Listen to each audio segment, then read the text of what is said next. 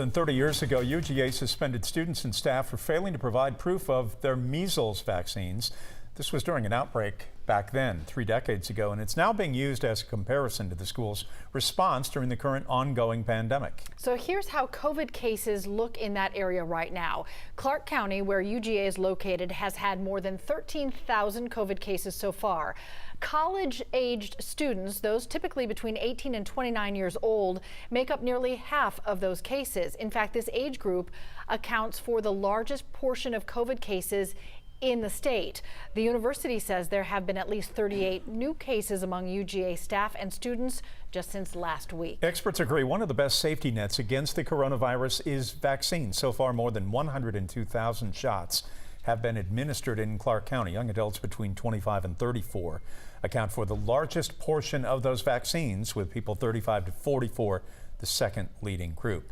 But when Georgia's public colleges reopen next week, there will be no requirement for a mask or for COVID vaccines. As Doug Richards reports, that's a very different stance from the measles outbreak in the 1990s. This is a story that shows us that college campuses haven't changed in the last 31 years nearly as much as state and national politics have. The year was 1990. At the University of Georgia, students and faculty lined up to get measles vaccines. An outbreak of measles at the Athens campus prompted the state to declare a public health emergency and to require vaccinations or get banished from campus. Let me emphasize that I don't expect us to get to that point, and of course we hope that we don't.